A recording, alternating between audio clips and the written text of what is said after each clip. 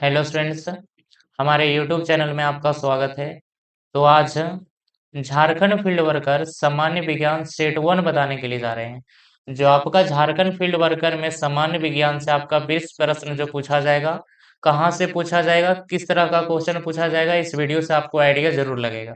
तो वीडियो को अंत तक वॉच करिएगा। क्वेश्चन कहाँ से सेट किया गया ये भी आप लोग देखते जाइएगा, और हम बताते चलेंगे क्वेश्चन कहाँ से सेट किया गया है, और आपको मालूम चल जाएगा। क्वेश्चन को शुरू करते हैं फर्स्ट क्वेश्चन। और हमारे चैनल पे नए होंगे तो अपने हमारे चैनल को जरूर सब्सक्राइब करिएगा। चलिए फर्स्ट क्वेश्चन देखिए। लिखा गया है, डीएनए संरचना का सही मॉडल किसने दिया।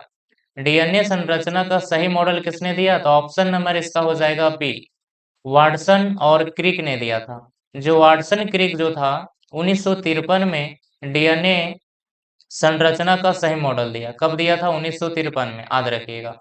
और जो आपका वाटसन और क्रिक है, इसको नोबेल पुरस्कार मिल चुका था। कब? 1962 में। ये भी याद रखिएगा कि वाटसन और क्रिक को नोबेल पुरस्कार से कब सम्मानित किया गया था, तो 1962 में।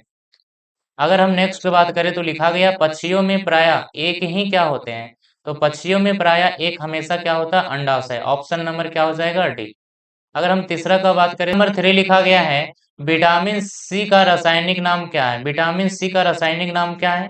तो आपके पास चार ऑप्शन है, चार ऑप्शन को पढ़िएगा तो इसका आंसर हो जाएगा ऑप्शन नंबर क्या हो जाएगा? ए हो जाएगा, एस्कॉर्बिक एसिड। ऑप्शन नंबर क्या हो जाएगा? ए हो जाएगा, याद रखिएगा।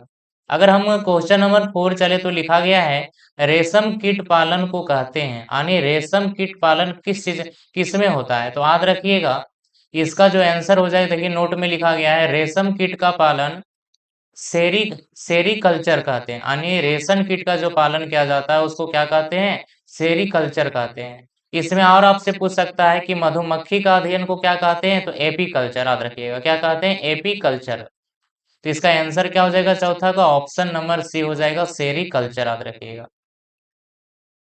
अगर हम पांचवा का बात करें तो लिखा गया, रक्त के एबी वर्ग वाले व्यक्ति, जिसके पास रक्त एबी होते हैं, ऐसे व्यक्ति रक्तदान कर सकते हैं। यानी ऐसे व्यक्ति किस व्यक्ति को रक्तदान कर सकते हैं? जिसका रक्त वर्ग क्या होना चाहिए? ओ होना चाहिए। क्या होना चाहिए? ओ। ऑप्शन नंबर क्या हो जाएगा? डी। अगर छठा का बात करें तो लिखा गया है, निम्नलिखित में से किस एक को विस्फोटक की तरह प्रयोग किया जाता है। यानी चार ऑप्शन आपके पास है, और चार ऑप्शन में बताइएगा कि चार ऑप्शन में किसे विस्फोटक के रूप में प्रयोग किया जाता है। इसका जो आंसर हो जाएगा ऑप्शन नंबर डी हो जाएगा, नाइट्रोग्लिसरीन को। नाइट्रोग्लिसरीन को क्या किस चीज में उपयोग किया जाता है? विस्फोटक की तरह उपयोग किया जाता है। अगर हम सतमा देखें तो लिखा गया है, जीवन का ब्लूप्रिंट है। जीवन का ब्लूप्रिंट क्या होता है? तो याद रखिएगा, जो जीवन का ब्लूप्रिंट होता है वो आपका क्या होता है? ए, डीएनए होता है। डीएनए, याद रखिएगा। आठवां लिखा गया है, पक्षियों के वैज्ञानिक अध्ययन को क्या कहते हैं। यानी जो पक्षियों को जो वैज्ञानिक अध्ययन करते हैं उसे क्या कहा जाता है? तो ऑप्शन नंबर इसका डी हो जाएगा। क्या हो जाएगा? डी हो जाएगा, ऑर्निथोलॉजी। क्या हो जाएगा? ऑर्निथोलॉजी। Option number D. अगर हम 9 बात करें तो लिखा गया, सूची 1 और सूची 2 में सुमिलित करना है। नीचे दिए गए हैं, देखिए। लिखा गया अचार। अचार में कौन सा अम्ल पाया जाता है? तो अचार में ऑप्शन नंबर ए हो जाएगा, अचार में एसिटिक अम्ल। क्या हो जाएगा? दूसरा। उसके बाद खट्टा, यानी ऑप्शन नंबर बी, खट्टा खट्टा दूध में कौन सा अम्ल पाया जाता है? तो लैक्टिक अम्ल। उसके बाद दिया गया है सेब। सेब में कौन सा अम्ल पाया जाता है? तो मौलिक अम्ल। उसके बाद सोडा वाटर। सोडा वाटर में कौन सा अम्ल पाया जाता है? कार्बनिक अम्ल। तो देखिए ऑप्शन कौन हो जाएगा? पहला का दूसरा, पहला का दूसरा, उसके बाद दूसरा का तीसरा, दूसरा का तीसरा, उसके बाद तीसरा का चौथा, तीसरा का चौथा, उसके बाद चौथा का पहला। तो ऑप्शन नंबर आपका क्या हो जाएगा? ए सही हो जाएगा। अगर हम 10 का बात करें तो देखिए लिखा गया है, सूची 1 और सूची 2 में भी इसमें क्या करना है? सुमिलित करना है। देखिए लैक्टिक अम्ल, लैक्टिक अम्ल किस में होता है? तो आप लोग जानते हैं कि लैक्टिक अम्ल जो होता है वो किस में पाया जाता है? तो ए का हो जाएगा ऑप्शन नंबर सी, दूध में पाया जाता है। क्या आपका? लैक्टिक अम्ल। उसके बाद लिखा गया एसेटिक अम्ल। ऑप्शन नंबर बी, एसेटिक अम्ल आपका सिरका में पाया जाता है। ऑप्शन नंबर क्या हो जाएगा? सी। उसके बाद लिखा गया है साइट्रिक अम्ल, तीसरा। साइट्रिक अम्ल जो आपका नींबू में पाया जाता है, किसमें पाया जाता है? नींबू में। उसके बाद लिखा हुआ चौथा में लिखा गया है ब्यूट्रैक अम्ल। तो जो ब्यूट्रैक अम्ल होता है वो किसमें पाया जाता है? दुर्गंध युक्त मक्खन में पाया जाता है। तो देखिए, पहला का थ्री इसमें भी है, इसमें भी है। उसके बाद दूसरा का चार, ए बी का क्या है? चार। उसके बाद सी का क्या है? सी का आपका क्या हो जाएगा? ए। सी का ए। ऑप्शन नंबर आपका क्या सही हो जाएगा? सी हो जाएगा, याद रखिएगा। अगर हम 11 का बात करें तो लिखा गया कोयले की खानों में प्राय विस्फोटक करने वाली गैस। यानी जो कोयला के खानों में वो कौन सा गैस से विस्फोट उसे किया जाता है?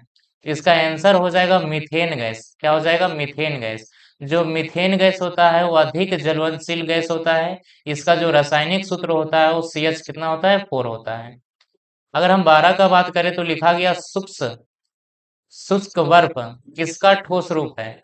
जो शुष्क बर्फ होता है वो किसका ठोस रूप होता है? तो इसका आंसर हो जाएगा option number B, carbon dioxide. क्यों होता है? क्योंकि गर्म होने पर यह तरल में नहीं पिघलता, इसी कारण ये क्या होता है? ठोस होता है। 13 लिखा गया है निम्नलिखित में से किस धातु का गलनांक सबसे कम होता है? तो ऑप्शन नंबर आप लोग जानते हैं क्या हो जाएगा? पारा, जिसको क्या बोला जाता है? मरकरी। ऑप्शन नंबर सी।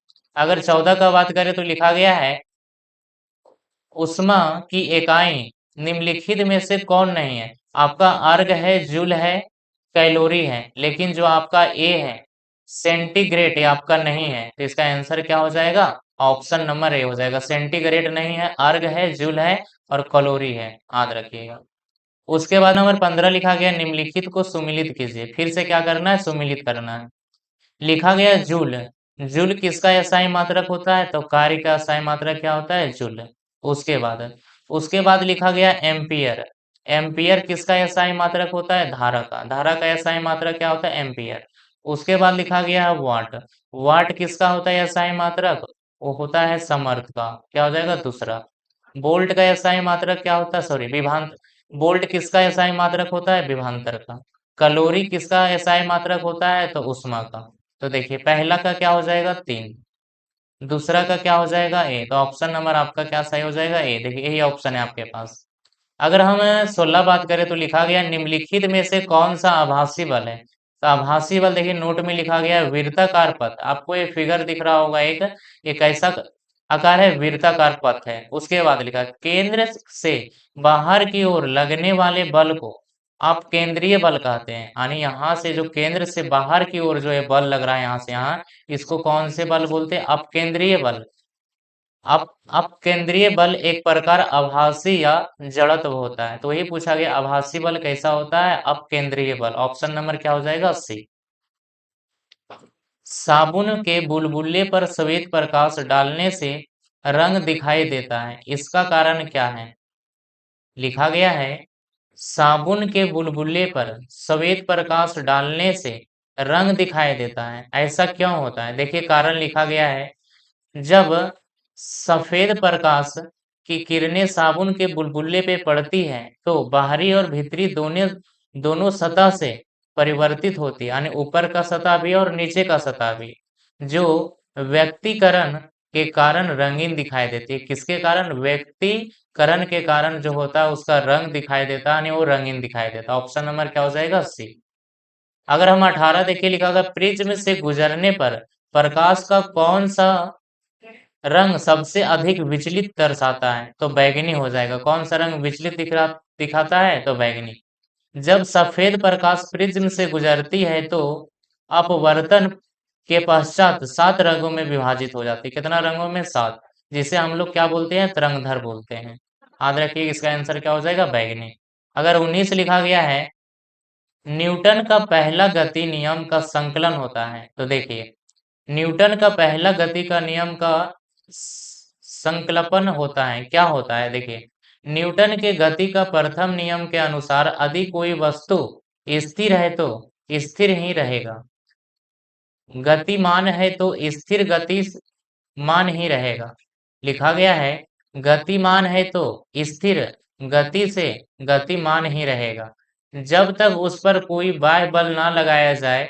तो न्यूटन के गति का प्रथम नियम को क्या बोला जाता है? जड़त्व। इसका आंसर क्या हो जाएगा? Option number D. अगर हम लास्ट देखें तो 20 लिखा गया, क्वेश्चन नंबर 20 लिखा गया, एक्सरे का खोज किसने किया? तो विलियम रोंटजेन। कब किया था? 1895 ईस्वी को, याद रखिएगा। तो इस तरह से हम लोग सामान्य ज्ञान का कितना प्रश्न देख लिए? 20 प्रश्न। और आपको अनुभव हो गया कि क्वेश्चन ज्यादा फिजिक्स से है, बायोलॉजी से है या मैथ से है। बायोलॉजी से थोड़ा क्वेश्चन ज्यादा था, उस पे ध्यान दीजिएगा। आपका केमिस्ट्री से भी था, लगभग आपके पास सभी 50-50 प्रश्न था। यानी अब 3 है आपका, फिजिक्स, केमिस्ट्री, बायोलॉजी था। तीनों से बटा हुआ क्वेश्चन और अच्छा क्वेश्चन पूछा गया था। आप लोग देख लिए किस तरह का क्वेश्चन है। Thank you for my watching.